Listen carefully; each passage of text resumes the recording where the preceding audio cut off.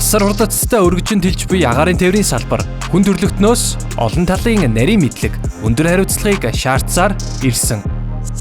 Хэдэн 10 км-ийн зайд олон зуун агаарын замаар онгоц нисэх үед тэдгээрийн аюулгүй ажиллагаанд тасралтгүй хяналт тавих шаардлага гарчээ.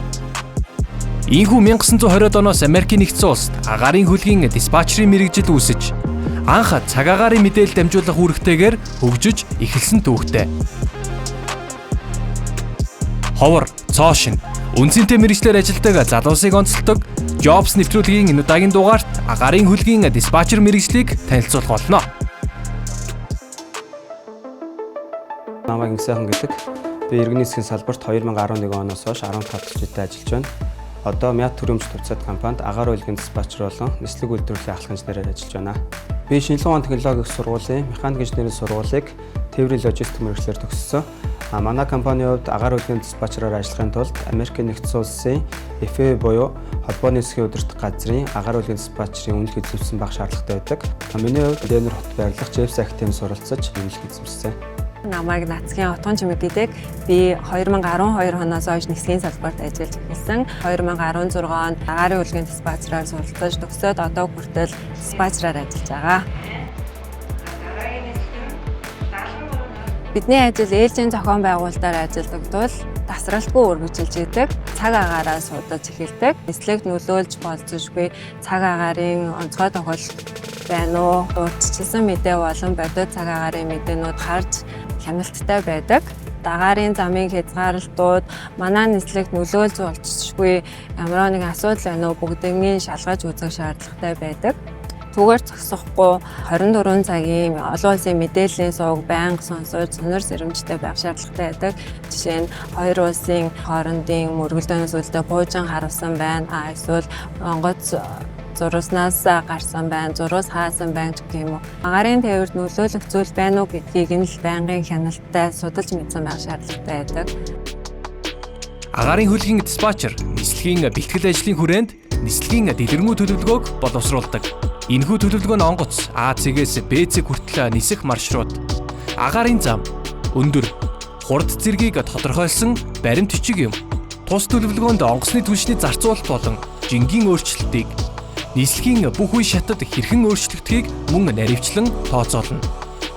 Үүнд тухайн өдрийн агаарын температур, салхи, даралт гэх мэт олон хүчин зүйл нөлөөлдөг ба диспатчерууд нислэг бүрийн өмнө хөөрөлтийн жинг шалгадаг.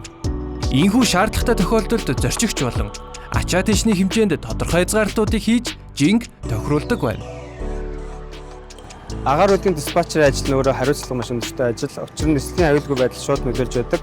300 хүртэлх зорчигч болон нислэг багийн бүрэлдэхүүний амнаас аюулгүй байдал 5 дахь цаашлаад компани үр ашигтай ажиллагаанд шууд нөлөөтэй байдаг учраас маш хариуцлага хандахыг хичээж ажилладаг. Түүнчлэн онгоц үндсэн нисэх буудалд буух боломжгүй болсон тохиолдолд ашиглах нөөц хувилбаруудыг тус төлөвлөгөөнд тусгана. Ийхүү бэлтгэсэн төлөвлөгөөг холбогдох хилтэс нэгж болон агаарын хөлгийн даргад танилцуулж баталгаажуулснаар тухайн нислэгийг олон улсад үйлддэг байна. За бүртгэл хаасан байна. Нислэгийн аюулгүй ажиллагаа гэдэг бол номер 1 тавьд нөхцөл байдаг. Онцгой нөхцөл үүссэн тохиолдолд банк хяналттай ажиллаж агаарын үйлгийн даргыг мэдээлэлээр хангаж зохицуултыг хийж ажиллана. Маршрутаас олох, зочигчийн бие муудаг, зурус хаах, техникийн шалтгаанаар ямарваа нэгэн нөөц зардлоонд орчих бүхий л онцгой тохиолдлуудад агаарын үйлгийн диспатчертэй нислэг баг хамгийн түрүүнд холбогдож агаарын үйлгийн даргатай хамтран ажиллаж өндөр түгнэл шийдвэр гаргахад туслалцаа үзүүлж ажилладаг. За бүртгэл хаасан 80 зорчигчтой бүртгэл хаасан. Тэш 1575 шиг, карго 7 кг. Агаар үйлгийн диспатчераар ажиллахад зайлшгүй шаардлагатай ур чадвар гэж мэдээж англи хэл нэгт орно. Түүний дараа математик, физикийн ерөнхий мэдлэгийг өндөрөөр шаарддаг. Мөн багаар ажиллах, богино хугацаанд шийдвэр гаргах, ачаалтах, харилцаа холбооны ур чадруудыг шаарддаг байгаа. Нисхийн болон шинжилгээ ухааны чиглэлээр бакалаврын зэрэг эзэмшсэн бол давуу тал болдог. Үүний дараагаар авиа компани 1-2 жилийн хугацаанд ажиллаж тодорхой туршлагыг хоригдуулдаг. Ингэснээр гадаадын гэрчлэгээдсэн сургалтын байгууллагад мэргэжил дээшлүүлэх сургалтанд хамрагдаж гэрчлэгээждэг. Америк нэгдсэн улс, Герман, Сингапур зэрэг улсуудад энэ сургалтанд хамрагдах боломжтой. Энэхүү сургалтын үндсэн агуулга нь нисгчийн онлын ерөнхий мэдлэгтэй энэ тэнцүү байдаг.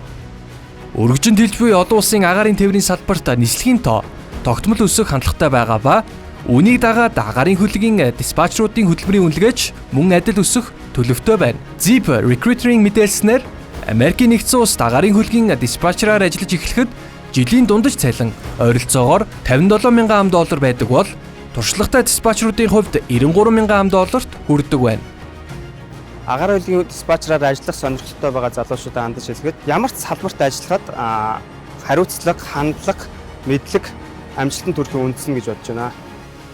Нислэг болгон цагийн хуваарийнхаа дагуу гарч, хөөрж, цагийн хуваарийнхаа дагуу бууж байгаа. Тухайн нислэгт байгаа зорчигчдын сэтгэл ханамжтайгаар, тав тухтайгаар зорьсон газараа хүрж байгаа тэр өмгөөч болгон хамгийн үнцэнтэй байгаа. Jobs нэвтрүүлгийн энэ удаагийн дугаарт агаарын хөлгийн диспатчер мэргэжилтэд танилцлаа. Зорчигчдын аюулгүй аялал бүрийн ард диспатчерийн нарийн тооцоолол, богино хугацааны оновчтой шийдвэр гаргалт, өндөр хариуцлага оршдог байна.